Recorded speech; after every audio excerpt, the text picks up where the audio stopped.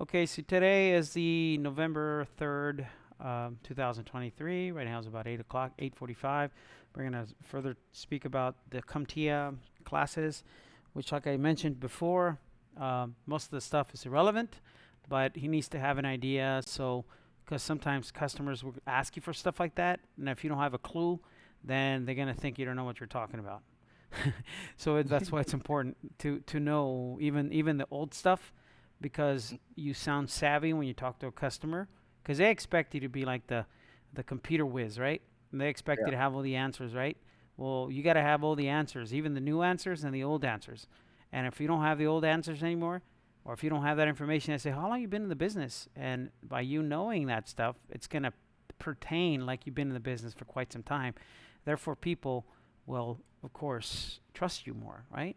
Because if you have advantage of information, they trust you more. They rely on you. They have confidence in you. But if they say, this guy's new, he doesn't know what he's talking about, I probably know more than him, whatever, you don't want to be on that level. Okay? No, sir. So that's the reason. That's the reason why CompTIA is there. So we're going to go here in the class, and we're going to talk about we left off at the RAM bus and the DIMMs and the SIMs and the DRAM and the RAM and all that good stuff. So we're talking about memory modules for desktops and laptops. In this case, this is more for desktop computers or server computers that require a big card like this one. This one, that's a RIM card, which is obsolete now. Started in '99. It probably stopped in 2000 something, but we're going to talk about that a little bit. but has quickly fallen behind due to the advancement of technology in DIMMs. Okay, so When RDRAM debuted in 1999, it ran at 800 MHz, which was considerably faster than SDRAM, which ran at 133 MHz at that time. right. But even though it Before, the RAM was called PC 133. PC 133. That's the memory you used to buy back in the day. Let's look for an old memory called PC 133. See the images? PC 133. That's how what kind of memory you need? Oh, PC 133.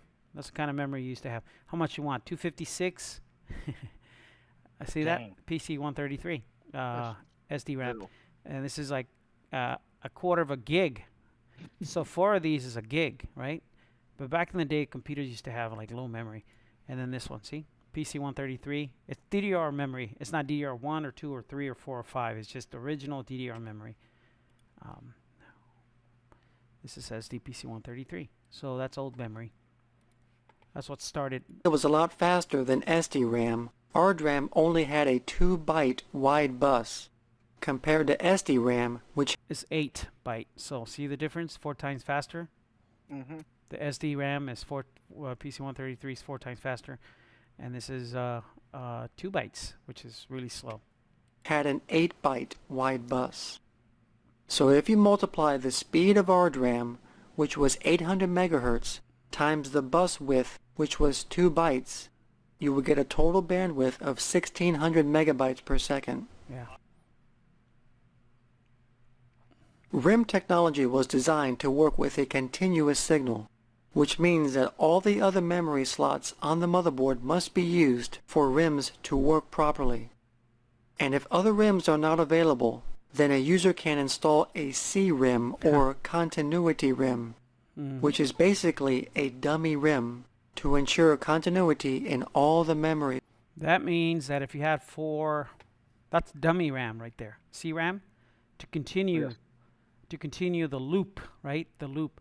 Sometimes you had four let's say slots for memory, and then you only had a pair back in the day. You needed the continuity RAM, which is just a dummy memory. It doesn't have memory on the sides there.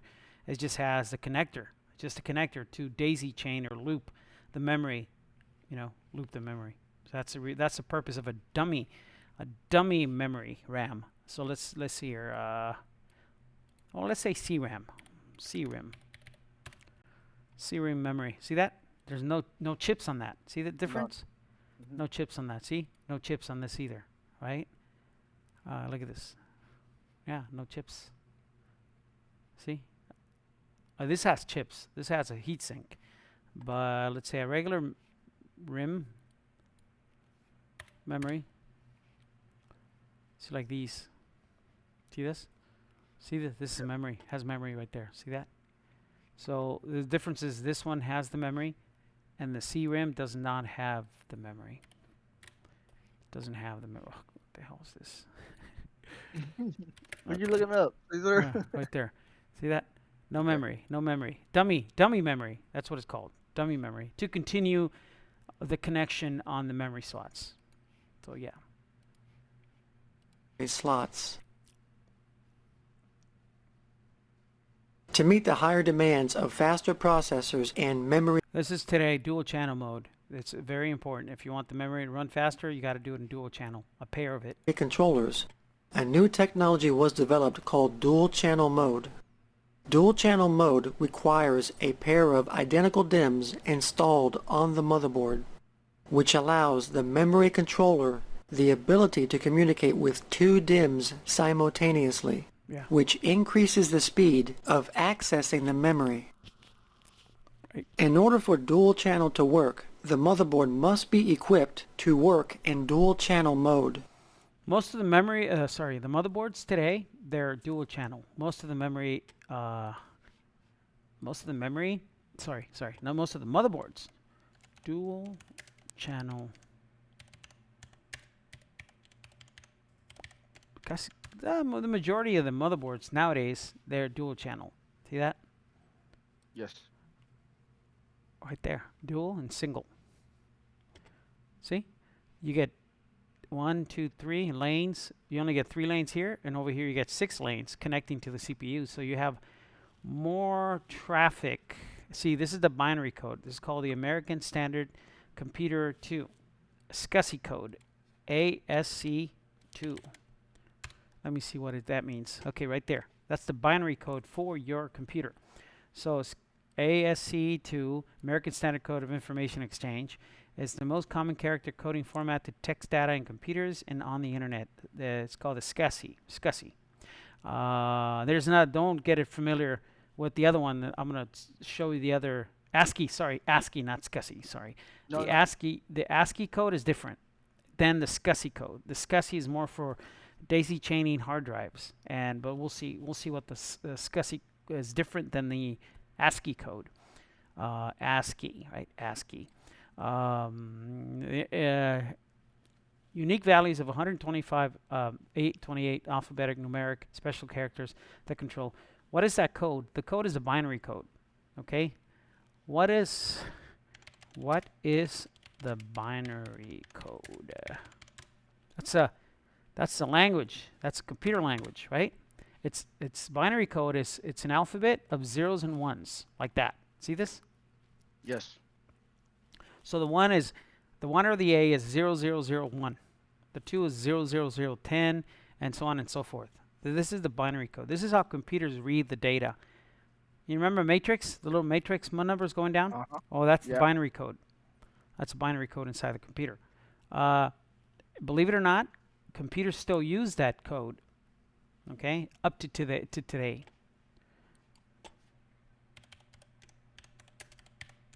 (2023). The same thing. See? Binary code is the same thing. Zeros and ones. Hasn't changed. See that? Mm-hmm. You don't see that, but the binary code makes a character. The binary code makes a text. It makes a character, a number. That's the binary code. If let's say a graphic, let's say a number, let's say one number, just a regular number. This is a series, the binary code, right? A number, but it has like a bunch of binary codes to make the one, and it reads to understand that it's a one. If it misses a number in the binary code, it's kind of like the DNA. So broken binary code. Let me see if there's well, that's just a graphic, right? But the broken binary code is missing a number. Misses a number. And if you're missing a number in the binary code, the code doesn't work. Like right here. See? It's missing numbers. I mean, it's a graphic, right? Binary code 2, but it's the American Standard 2, right? ASCII code. It's open. It shouldn't be open. It should be continuing, like this, one after the other. Like right here, broken. See that? Mhm. Okay. See this? Jacked up. It's just kind of weird, but we still use the binary code. Call it the American Standard ASC 11. Let's go to Wikipedia. Let's see if we can find Wikipedia here. Right here. Yeah, Standard American Code interchange. Standard American Standard Code for II. ASCII code. Okay. What is SCSI?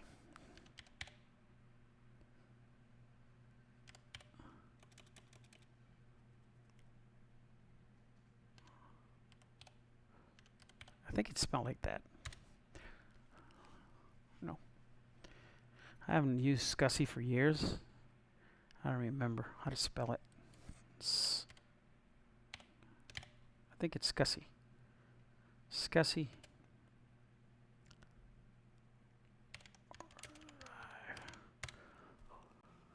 Like that. Sorry. But you say SCSI, right? SCSI is a different port, different connector. See the connector on that? See the connector? Yes. It's not SATA or it's not PATA. SCSI. A SCSI connection. This is $273. This old 2 terabyte hard drive, and it's a SCSI hard drive. See right there, interface. Mhm. It kind of sounds like the ASCII code. Kind of get confused with both, but yeah, SCSI hard drives, $210. They very expensive. They don't even make them. See, $400, $500 for this one. So is that like a mechanical? It's a mechanical hard drive, Whoa. but Yeah. it's a SCSI. The interface. And I say, hold on a second. Let me go back. SCSI images. So you see the connector. Okay, let's say see, that's another older SCSI. There's different generations of SCSI. See this? See, there's different. This is a bigger one. This is the first generation. That's probably a second generation. But there's different. This is the IDE. See, there's different generations, right? This is the IDE 40 pin. This is the SCSI, probably first generation. Oh no, this is the first generation on the bottom, and this is the second generation. See, the original generation doesn't power, and the second generation has like Molex power, right? Let me see. See that? First generation SCSI, old SCSI. There you are. That's how they used to be connecting. Computers used to connect like that. This is the other SCSI, SCSI 2. You used to convert these to SCSI to IDE. Check it out. There was adapters. I think you could get also an adapter for SCSI to SATA to IDE. Check it out. This is a SCSI adapter to an IDE adapter. See that? See that? Yep. The 40 pins right there? And that's the adapter for SCSI on the other side. See the other SCSI right there? SCSI to IDE adapter. And then the other one, it's SCSI to SATA. They also have that adapter. And it's a converter, right? So this is let me see. This is SATA. I think this is it right here. See? The bottom piece is see that SCSI right there? The one right here? Sorry. This is SCSI right here. Yes. And this is the other side. Let me see and this is to the IDE. I want the SCSI to SATA. See if they have one. Let me see if they have one. SCSI to SATA. Adapter. SATA is today's connector. The SATA drive. I don't think there's none. I don't think they ever made one. But I've seen it before. I've seen one. They're not very popular. Like this one. Oh, right there. Right there. That's the adapter. SCSI to SATA adapter right there. Big ass thing. So that's the adapter. So SCSI. So there you are. and the memory DIMMs must be identical to each other in speed, size, and features. Right. Then the DIMMs must be inserted in. So yeah, the memory when it's dual channel has to go in pairs, and it has to be the same megahertz and the same capacity and the same everything, even the same brand. Okay, so you can't miss and match. You can't do that because it's not going to work in dual channel because some memories are more inferior than the others. So it has to be the correct one specification, and mainly the correct specification is to have the same memory, the same brand. Let me see this one over here. Okay. Into the motherboard in a specific slot configuration in order to enable dual channel mode. Typically, the memory slots will be color-coded to help assist in identifying where the DIMMs should be inserted. For example, here we have some dual channel memory slots. So in order for dual channel to work, you need to install a pair of identical DIMMs in the slots of the same color. In this case, we put a pair of DIMMs in the yellow slots. Right. And there is also triple channel mode. Mm-hmm. Triple channel mode is not very common, and very few motherboards offer this feature. Triple channel mode allows the memory controller the ability to... Let me show you a motherboard that has triple channel. It has like 6 ports. So 3 channel motherboard. Let me see if it shows one. This one has, okay, more like 6. I'm gonna put 6 memory port. See right there, like this one. See this one? Oh yeah, see that. Has 6 on one side and 6 on the other one. So this is actually more than triple channel. That's like quadruple channel. But it has a lot of, this is like for a Threadripper, probably a Threadripper computer. More like a server, right? Mm-hmm. Let me see this one. See this how much memory uses this one? All this memory, and it has 2 CPU slots. Look at this. It's very nice. Yep. So it's 4 and 4, 4 and 4. So those are heavy duty motherboards. Heavy duty motherboards. Let me see if I see Quite another one. expensive. Like this one. Yeah, like this one. Look at this. That. So there you are. to communicate with 3 DIMMs at the same time. In modern computers, motherboards have a 64-bit architecture. Yeah. So in single-channel mode, it can transfer 64 bits of data at a time. In dual-channel mode, that is doubled to 128 bits at a time. Right. And in triple-channel mode, it's tripled to 192 bits at a time. Mm-hmm. So as stated before, triple channel mode is only available on a few motherboards. Right. And only certain Intel Core i7 processors support triple channel mode. Let me see if I could find HP. Let me see if I could. I had one recently. It was an HP Z400. HP Z400 motherboard. Check it out. I think this is it right here. Images. C400. How much memory do you see on this baby? So see? 6 of them, right? Yes. 3 whites and 3 blacks. Yep. That was my motherboard. It was a Xeon processor computer, and it was an HP Z400. HP Z400. So it was a triple channel mode. It was, see, right there, Z400, right there. So yeah, that one had that memory. That was a good computer when it was good at the time. I used it as a server. Let me see if I have a picture of that. It's a big tower like this. See that? See that big tower? Yes. That's what we got. It was Yeah, heavy duty though. It was a Xeon processor. I don't know if you see the picture. No, this is Core 2 Dual. Yeah, that one. This is it right here. See, it says Xeon right there in the corner. Xeon. Where it says Intel and below is Xeon. Xeon is a server-based processor. It's a good processor, the Xeon, for that kind of thing. Let's see. Let me see if there's a CPU that's a Xeon. Let me see if I could find one. Yeah, right there. Just a regular size. There's the big ones, but there's a regular size processors like this. See that? It's slightly bigger than the regular processor, but it's a good processor. It's a Xeon.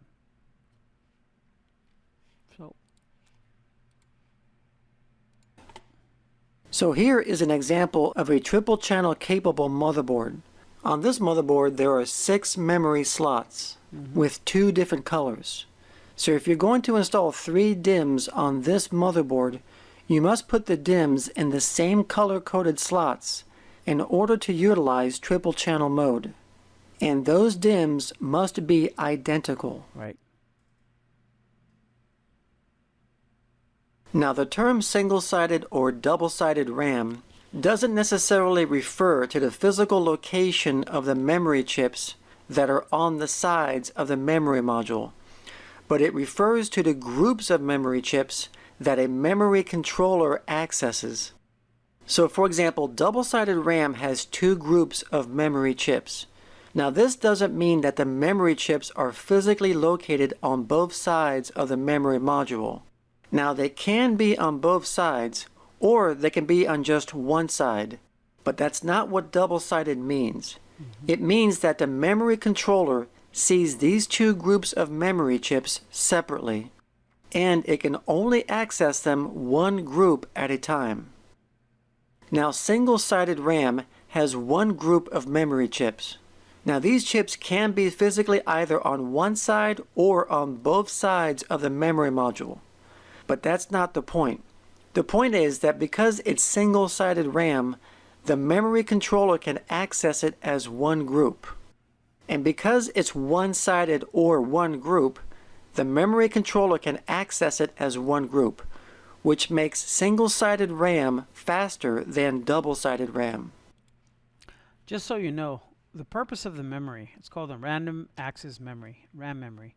Purpose of the memory is to load applications. Let's say you're running an application, you're going to a browser, and it in random it stores the memory on the website, or stores the memory on the loading screen on a game, or if you're running a program or whatever, it stores it here on the volatile memory. Means it'll store and it'll run, it'll buffer to the memory, to all these slots you see here, to all these memory squares. And then when you turn off the computer, then you lose everything because it didn't store on the hard drive. It wasn't stored. It wasn't saved. See what I'm saying? Sometimes the memory helps the processor too. If you have more memory, the processor will have less load of processing. So the more memory, it's more important because the more memory you have, the more processing the memory will do, and it will light up the load for the CPU. But if you have a little bit of memory, then you're using up the load on the CPU memory, and it's going to be kind of slow. The computer will be slow. So the more memory, the better. Right now, you can buy computers up to 64 gigs. Sometimes you could get up to 32. The standard right now for like computers, if you buy a computer somewhere else, let's say Best Buy, the minimum is 8 gigs now. Before it was like 2, 1, 2, 4, whatever. But now the standard is like, I think it's either the low-end computers. Well, let's check it out. Let's go to Best Buy. I thought like standard now is like 32 gigabyte RAM. No. Oh, Nope. okay. Best Buy. Let's go to Best Buy. Let's go here. Let's go to laptop. Let's type in a laptop. Let's go to the cheaper laptops. See what kind of memory it has. Okay. This one has 16 gigs, right? This one has 16 gigs. Let's go to the low-end computers. Right now, the best match. Let's go to the low price. Okay, so you got a 500. Okay, open box. Seller on. $100. How much memory does it have? 4 gigabytes. 4 gigs, 64 gig of eMMC memory. It's not even a solid state drive. It's just it's like a USB memory, eMMC memory. I don't think they use eMMC memory. Look at this one, $112. It's a Chromebook, right? 4 gigs. How much memory? 32 gigs. That's so low. See this? 4 gigs. So the lower end computers, 4 gigs. Celeron chip is the cheapest processor. Okay. So 129, 4 gigs, 4 gigs. See that? 128, 4 gigs. 4 gigs. Now, see the jump in price from 4 gigs, 149 to 379, and it's 8 gigs. Okay? This is a Chromebook. So let's say Windows laptop. Let's say all these except the Celeron, because they're kind of cheap. Okay, so the cheapest one right here is 229, and the standard is 8 gigs. See that? Yes. 8 gigs, $200 computer, i3, SSD, Windows 10, 215, EliteBook, 8 gigs, 8 gigs. See, you could buy a laptop for like $200. But when you buy these laptops, they have like the basic Windows Home Edition. It doesn't have Office, and it has a lot of bloatware, and is very limited. It's a low end processor. Okay, so usually if you're gonna buy a laptop, buy something minimum $400. So let's go mid range. Let's keep going. Right here. Let's go to the next one. Okay, $1,000. Yeah, but this one has 16 gigs. Kind of cheap, too. 1 terabyte. Yeah, 1 terabyte SSD. So that's 4 gigs of RAM. This crap right here. It's an Apple computer. It's 2015. So 269 Acer. 8 gigs. So the standard memory right now, if you noticed, is 8 gigs. This one has 32, but it's a $2,000 computer. This is the one I have right now. This is the one I bought. Is this Cyphorus? This is the one I have. Not that one. I got I got the 16. Cyphorus 16.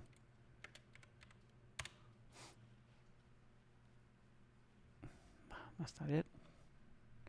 This is the one I have. Gosh, dang. $3,500. Yeah. That's the M16. That's the one. M16, 2 Look at the processor. Look at the 2 terabyte SSD. It's pretty nice. It's a gaming laptop. Okay, but I use it for like graphic design. That's the purpose of that. How about the graphics card on that? 4090. 4090. Very powerful. Okay. Yeah. So.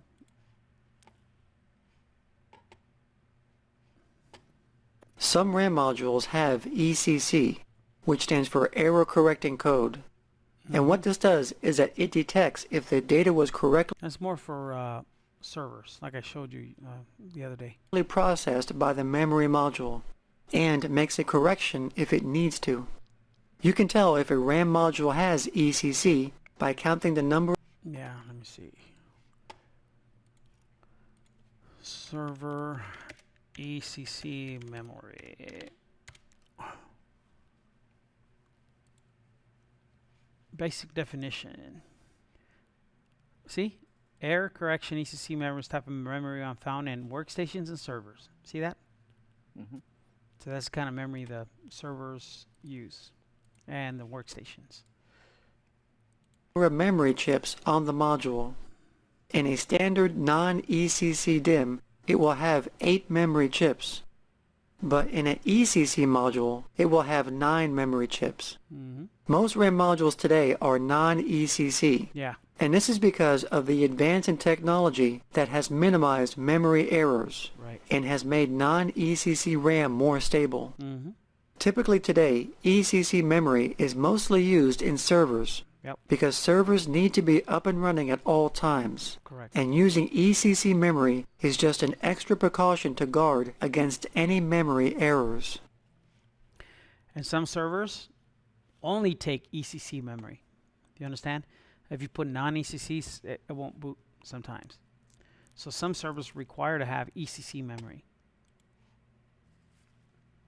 And there is also buffered and unbuffered RAM. Yeah. Now, buffered RAM, which is also called registered RAM, is made to add stability to RAM. Buffered RAM adds an extra register between the RAM and the memory controller. It stores data or buffers data before it gets sent to the CPU. And this is what adds stability and reliability in computer systems that have a lot of memory modules installed. So it's basically used to lessen the electrical load on your memory controller that's produced when you use a lot of memory modules. For example, in servers. The kind of RAM that is used in smaller devices, such as laptops, is called SODIMM. Yeah. SODIMM stands for Small Outline Dual Inline Memory Module. SODIMMs are roughly half the size of regular DIMMs. Yep. And like DIMMs that are used in desktops, SODIMMs also come in different types.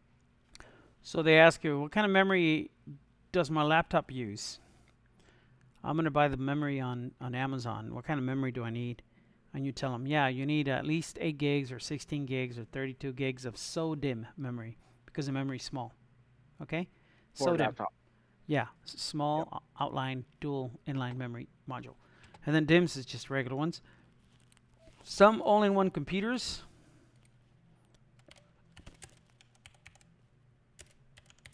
require a SODIMM. Some of them have SODIMMs, some of them don't have SODIMM. See this? All-in-one computers. Like the big computers like this. Like these all-in-one. Sometimes they use this memory. See this? This is the all-in-one. Has laptop memory. See that? And some use regular memory. See? Like the one we installed The ones, that one Sunday morning. yeah. We installed, I think we installed regular RAM memory, right? I don't remember. So he had a cheap crappy one, Uh-huh. and then you put a Oh, no, I think I put more memory and I put I put more memory because he only had like 4 gigs or something like that. right, and it was And I a think I crappy put, one. yeah, and I put like 16 gigs in there. And then I put a solid state drive, I remember. Yeah.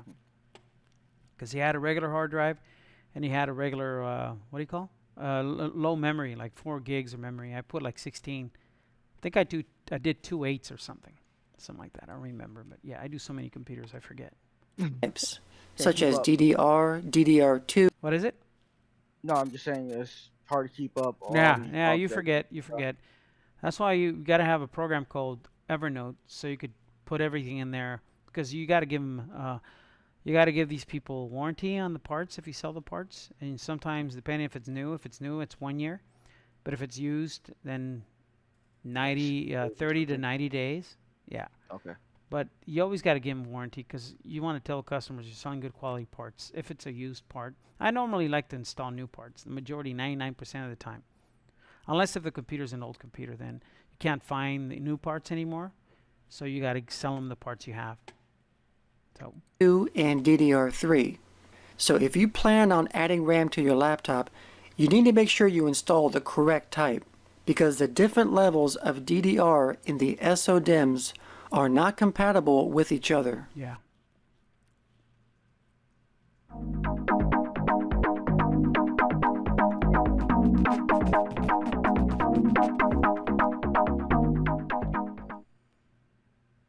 The processor socket is the place on the motherboard where the CPU is placed. The socket is a square plastic or metal holder with multiple holes to accommodate the pins on the bottom of the processor. As these holes and pins make contact, they provide physical and electrical contact between the motherboard and the CPU. Modern CPU sockets are called ZIFs, Yeah. which stands for Zero Insertion Force. Mm-hmm. which basically means that the CPU is installed in the socket with no force. Right. It just drops in the socket easily. Mm-hmm. There are different types of CPU socket designs called packages. One of the most common types of these packages is the PGA, Yep. or Pin Grid Array. I think we The talked about PGA that. The LGA and the PGA. Right. Usually PGA is AMD and LGA is usually Intel. package is a typical square zip socket design with holes and a lockdown lever. Mm-hmm. The only disadvantage with the The la- PGA is You when might you bend the install it. pins. That's it. Yep. Ain't that what happened with that kid that brought over that video game? Yeah. And then And the other problem with the LGA is that if you drop, because the pins are on the motherboard, so if you drop the CPU on the motherboard, on the socket, then you'll bend the sockets on the motherboard. So I mean, it's the same thing, either or.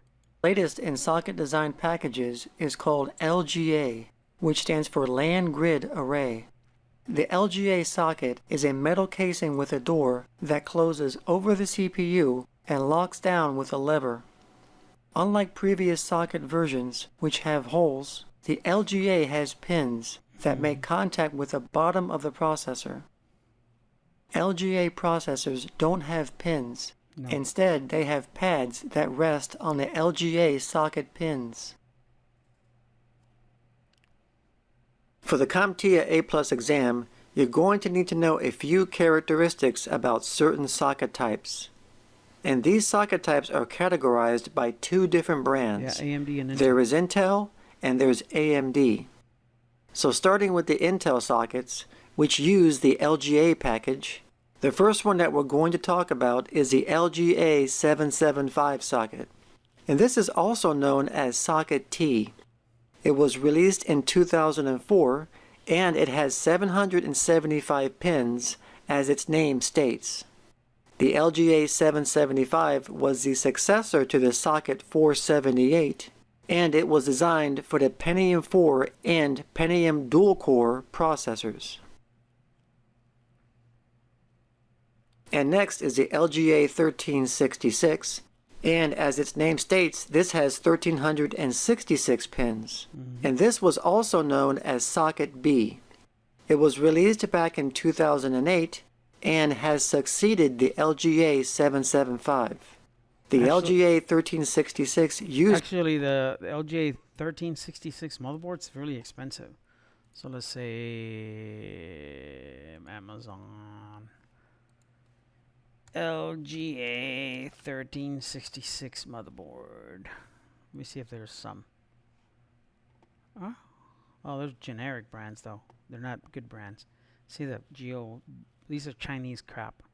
Mm-hmm. You don't want to buy Chinese crap. Look at this brand. Ever. It's $300 Chinese crap. You got to buy Nasus and MSI, a BioStar, Gigabyte. Those brands are good.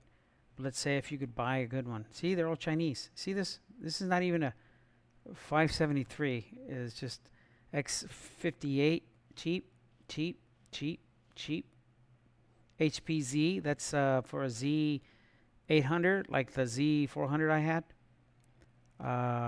See, they don't have good brands, and they're still expensive. They're all Chinese. See that? Yes, I do. They're see not that. even good brand. Ace Rock, but this is LGA 1151. I don't know why it's there. Makes no sense. But we're looking at the 1366. That's what we're looking at. Machinist. What the hell is Machinist? But see, that's LGA 2011. So it's different.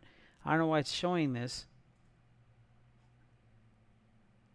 I want specifically LGA 1360. There's hardly any. You can't find those. The more popular ones right now, the most popular one right now is the 1700 or the 1200. 1700. See that? That's the newest ones right now. And it's for, what is it, generational, like 13 gen? 12, 13 gen, right here, see that? 12 and 13 gen, and 14 gens. Generational processor, right? So, gigabyte, see that? It's LG 1700. It doesn't say what, let me see if it says the generational. what generation processors you could put in here.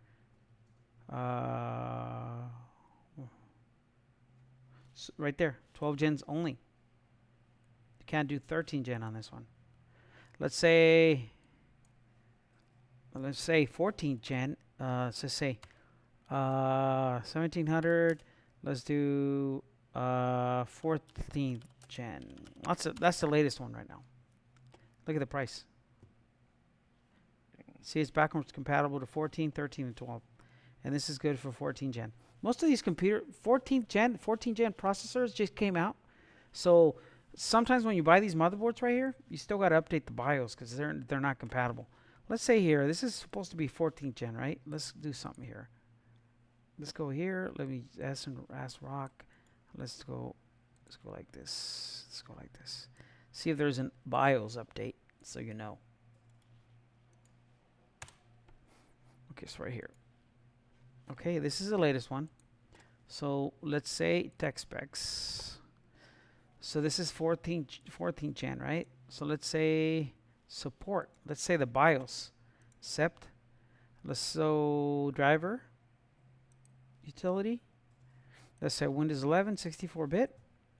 And let's say chipset. Let's go CPU. Let's say the CPU BIOS. They don't have any. No BIOS. See that? Mm-hmm. So if there's problems. Oh, right here. Sorry. Okay. So all the BIOS updates. So there's 2 BIOS updates. So there's one as of a few days old. See this right here? Yes.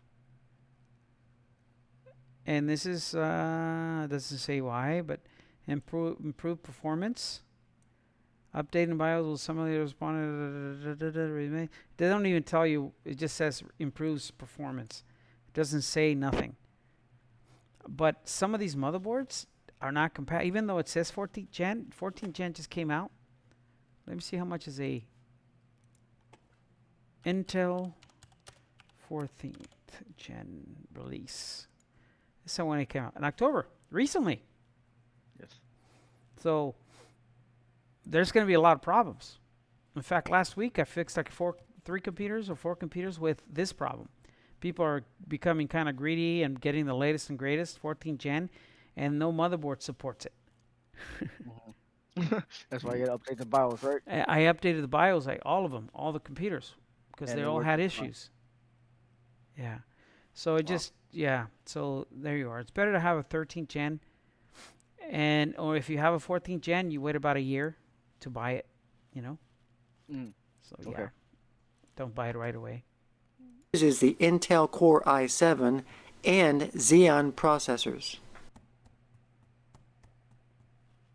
The LGA 1156, which is also known as socket H or Let me see. Let me show you something here. Let me go to YouTube here.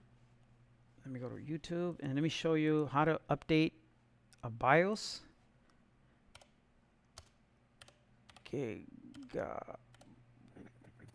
Oh, sorry. Gigabyte.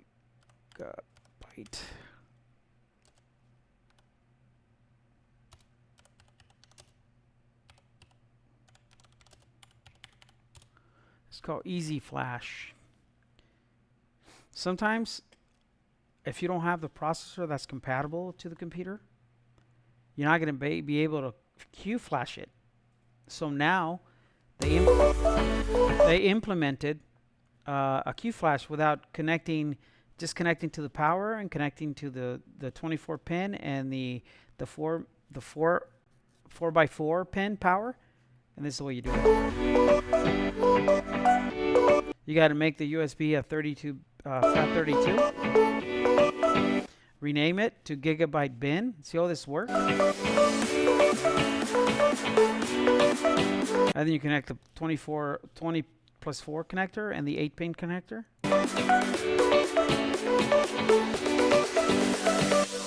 Why do you have to do this if you're buying a new device? It should be updated. See what I'm saying? This is extra work. You connect the USB to the BIOS flash. See this says BIOS right here? You see it? Yes, I can see it. It's small. See it says BIOS right here. USB 3.2. CQ flash.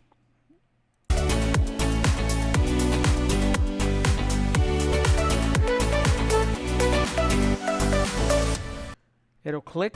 That's it. Wait about 5 minutes, 4 or 5 minutes, and then the LED will turn solid when its process complete. See, it's completed, but it took about 4 or 5 minutes. That's how you do the BIOS flash. Okay? Something you will do eventually, but you have to know. Socket H1 was released in 2009, and this has 1156 pins, and this was the first socket to be used by the Intel Core i3 and i5 processors. The 1200. And next is the LGA 1155, and this is known as socket H2, and this was designed to replace the LGA 1156. And this has 1155 pins, which is one less than the LGA 1156. But the CPUs that are designed for the 1155 and 1156 are not compatible. Nope. Because the notches in the sockets are different. Right. It was released in 2011, and these were designed for the Intel CPUs that use the Sandy Bridge and Ivy Bridge architecture. And next is the LGA 1150, and this is also known as socket H3, and this has 1150 pins and was released in 2013. The LGA 1150 supports Haswell and Broadwell-based microprocessors and has succeeded the LGA 1155. And the last of the Intel sockets is the LGA 2011, which is also known as socket R. The LGA 2011 has 2011 pins and was released in 2011 and has succeeded the LGA 1366. And this socket was designed for high-performance CPUs that are based on the Sandy Bridge and Ivy Bridge processors. So the next group of sockets are the AMD sockets, which utilize the PGA package. And the first socket is the AM3. Socket AM3 was released in 2009 and is a successor to the AM2 Plus socket. The AM3 has 941 pins. Next is socket AM3 Plus, which is a successor and a modification of the AM3. It has 942 pins and was released in 2011. The AM3 Plus does retain compatibility with AM3, so CPUs designed for the AM3 Plus will work in AM3 sockets. The next socket is FM1, and this was released in 2011, and it has 905 pins. And these were designed for the AMD APU processors. APU stands for Accelerated Processing Unit. And these were designed to act as a CPU and a graphics accelerator on a single. Yeah, meaning that it has the video card and the processor at the same time in one, both in one chip. Not every chip has an APU, okay? Some of them do, some of them don't.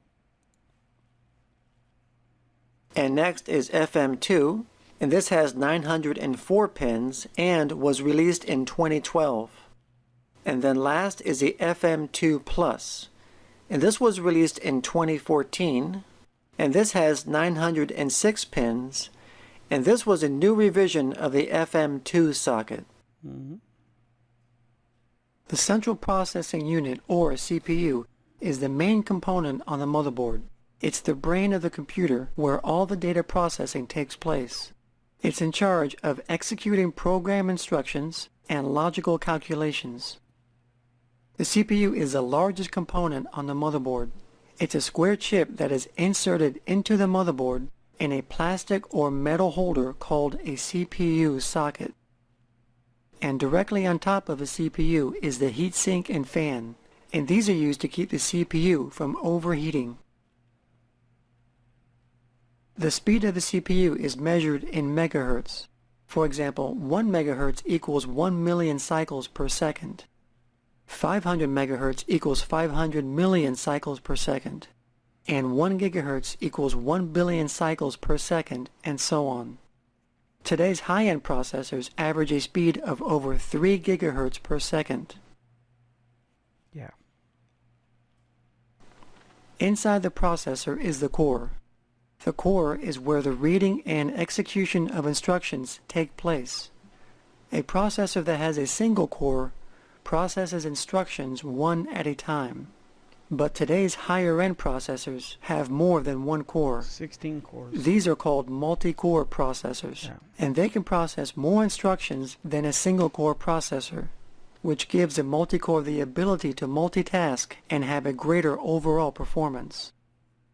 Some examples of a multi-core processor are dual-core processors, which has 2 cores.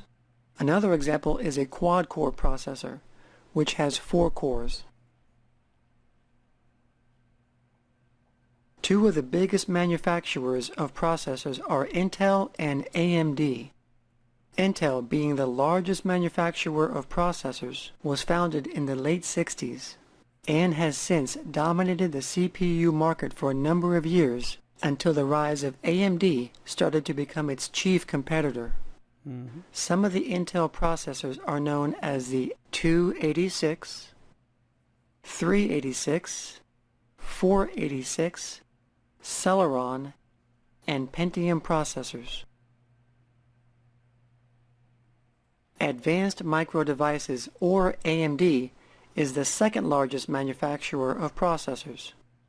AMD was also founded in the late 60s, but it didn't really start to compete with Intel in the CPU market until the mid-1990s.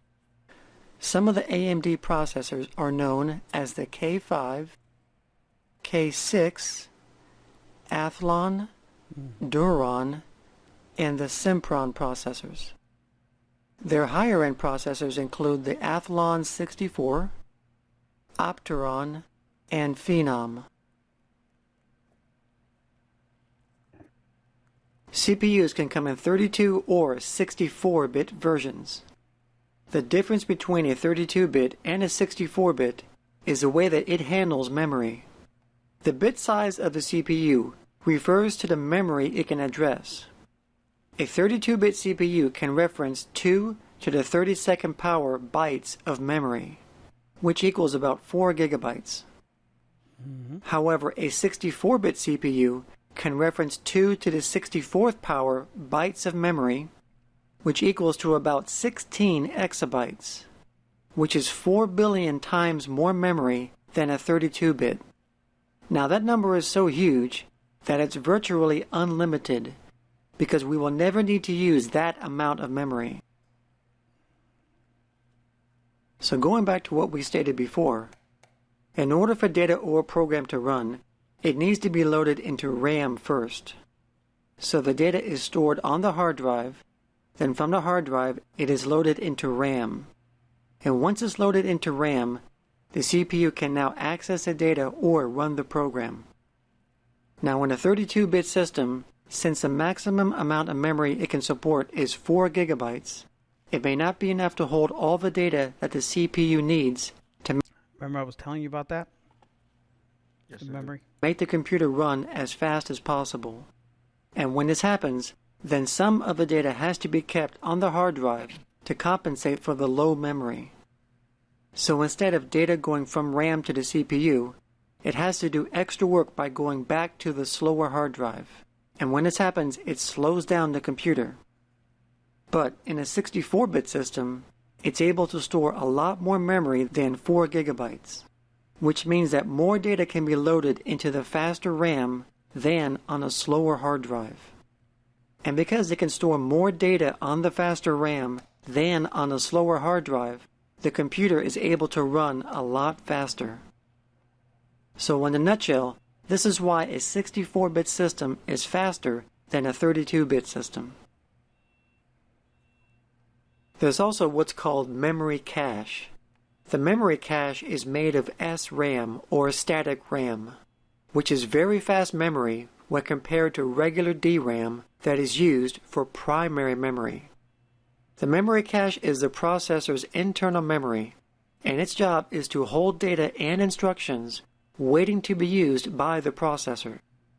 So basically what cache does is that it holds common data that it thinks the CPU is going to access over and over again. Because when the CPU needs to access certain data, it always checks the faster cache memory first to see if the data it needs is there. And if it's not, then the CPU will have to go back to the slower primary memory or RAM to find the data it needs. So that's why cache memory is so important, because if the CPU can access what it needs on the faster cache memory, then the faster the computer will perform. The memory cache comes in different levels. For example, there's level 1 cache, which is also called primary cache. Level 1 cache is located on the processor itself, so it runs at the same speed as the processor. So it's very fast and is the fastest cache memory on the computer. And there is also level 2 cache, which is also called external cache. And level 2 cache is used to catch recent data accesses from the processor that were not caught by the level 1 cache. So in a nutshell, if the CPU can't find the data it needs on the level 1 cache, it then searches the level 2 cache for the data. And if level 2 doesn't have it, then it has to go back to the regular RAM to find the data it needs. Level 2 cache is generally located on a separate chip on the motherboard, or in modern CPUs, it would also be located on the processor. Level 2 cache is larger than level 1 cache, but it's not as fast as level 1 cache. One of the main and one of the most important components you'll find on a motherboard is the chipset. Older motherboards were designed with a lot of different chips scattered all over the motherboard. There were chips for different things, like chips for bus controllers, memory controllers, keyboard controllers, and so on. So they had a lot of different chips controlling different... Let's look at a chipset.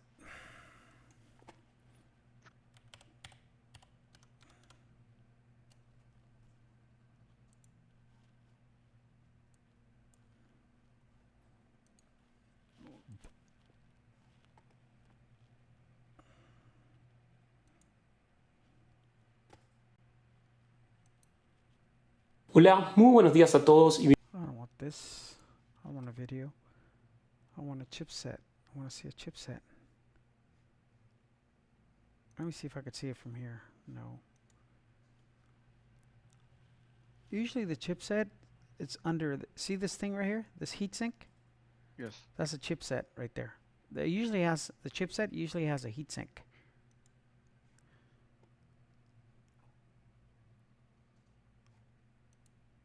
Oh, what the hell is this?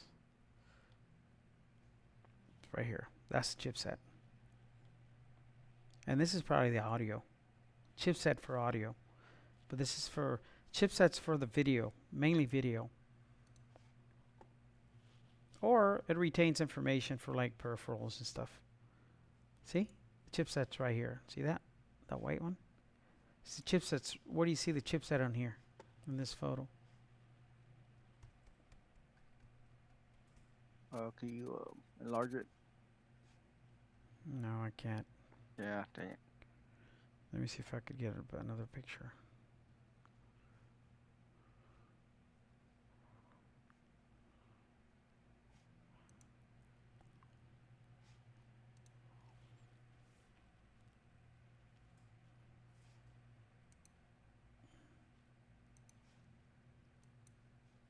Boom. Right there under that. Yeah. Right, this little rainbow thing. Yeah, that's correct. And where's the CPU socket going? Yeah. Here. That's right. Where's the memory sockets? Oh, what happened? Oh, move it. No, it's my session is closed. Oh. You try? Well, it's 1 hour anyway. Yeah. So No worries. Okay, so we'll see you tomorrow before it gets Tomorrow too morning. late. Yeah. Yeah, I'll be there at